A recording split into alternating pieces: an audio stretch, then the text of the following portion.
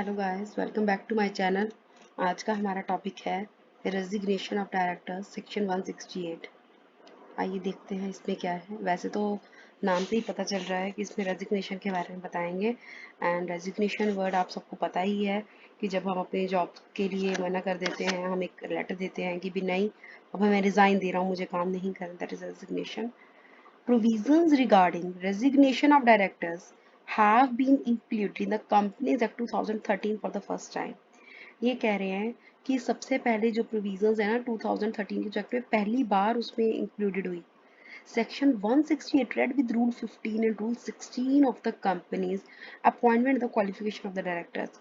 जो Section 168 है, अगर हम उसको Rule 15 और 16 of Companies जो कि Appointment and the Qualification of the Director Rules 2014 ये डील करते हैं, जब हम उनको इनका पढ़ेंगे तो वो डील करेंगे किसके साथ? Resignation of a director as under।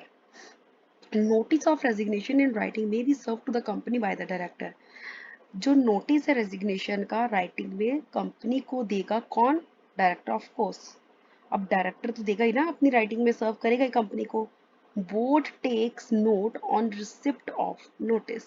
जो बोर्ड है एक नोट ले लेता है कि भी हाँ रिसिप्ट हो गया है notice. Company shall intimate registrar.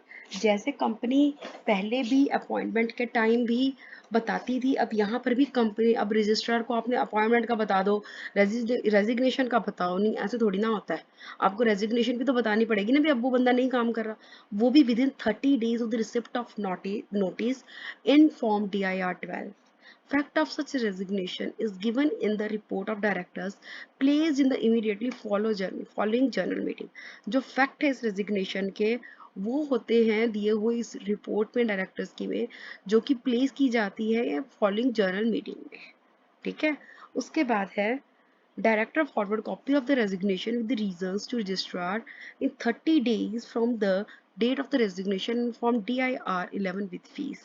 Director क्या करता है पता है?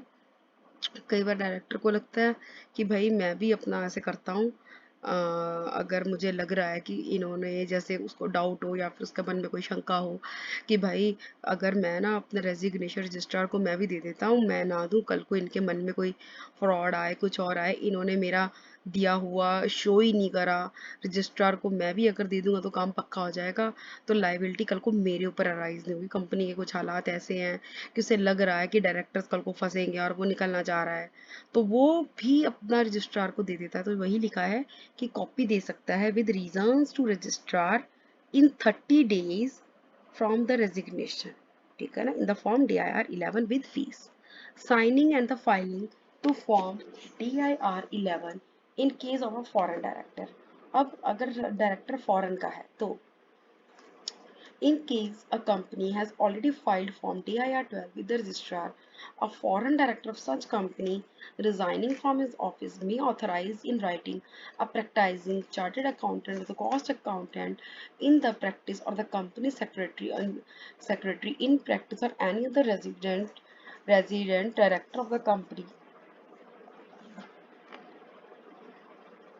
to sign Form DIR 11 and file the same on his behalf, intimating the reasons for the resignation। इसमें इन्होंने क्या कहा है कि जो भी कोई कंपनी है ऑलरेडी फाइल कर चुकी है DIR 12 रजिस्ट्रार के साथ, तो जो फॉरेन डायरेक्टर है उस कंपनी का रिजाइन करेगा वो भी ऑथराइज कर सकता है राइटिंग में। एक प्रैक्टिसिंग चार्टर्ड अकाउंटेंट CA या कॉस्ट अकाउंटेंट जो भी प्रैक्टिस में हो, या फिर CS जो प्रैक्टिस में, या कोई और रेजिडेंट डायरेक्टर को साइन कर देगा DIR 11 और फाइल कर देगा सेम उसको किसको, on the behalf of intimating the reasons for the resignation. Clarification में क्या है?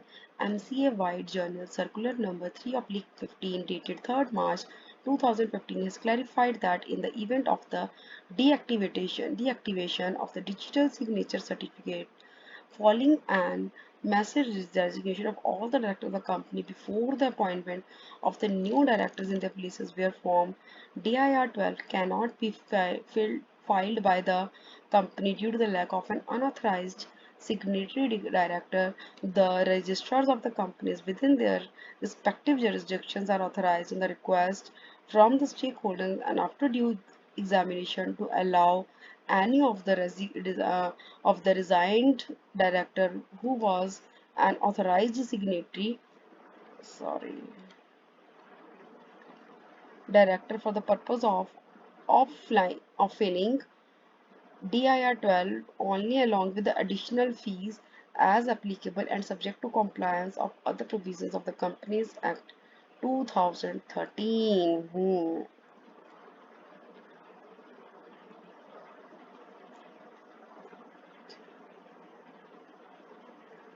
क्या दिया है इन्होंने इसमें कि जो MCA है, म्यूनिसिपल ऑफ कॉर्पोरेशन अफेयर्स, उनका जो सर्कुलर है 3/15 का, जो कि 3 मार्च 2015 को आया था, उन्होंने क्लैरिफाई किया अगर किसी भी डीएक्टिवेशन हो जाए इवेंट, अगर कभी भी डिजिटल जो सिग्नेचर सर्टिफिकेट है उसका कुछ डीएक्टिवेशन हो जाए, ठीक है, तो भी जो है following resignation of all the directors of a company before the appointment of the new directors, ठीक है ना, कि आप क्या करो कि अगर आपको उनकी प्लेस पर जो जा रही है नए रखने, तो उनकी अपॉइंटमेंट से पहले डीएक्टिवेट जरूर कर दो डिजिटल सिग्नेचर सर्टिफिकेट्स को, ठीक है।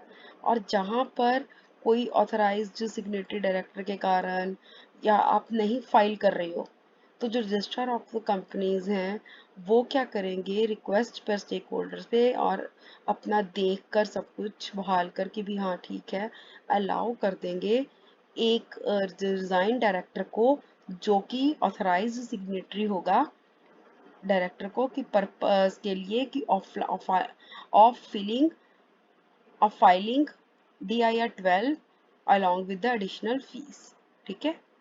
इफेक्टिव डेट ऑफ रेजिग्नेशन, जो रेजिग्नेशन है डायरेक्टर का, वो डेट पे होता है जब जो नोटिस है रिसीव कर लेती है कंपनी, या फिर वो डेट जो specified by the director in the notice. अब कई बार आप शेड्यूल, जैसे हम मीटिंग शेड्यूल कर लेते हैं, कई बार बंदा स्पेसिफाई भी तो कर देता है डेट, तो जा तो जब उसने कोई डेट मेंशन कर दी कि भी मैं तो ये इस 4 दिन बाद छोड़ना जा रहा हूँ या जो भी है, या फिर उसने जब दे दिया तो वो तो विचएवर इज लेटर, जो बाद में आएगा, ठीक है। आगे है the liability, director who has so resigned shall be liable even after his resignation for the offences which occurred during his tenure।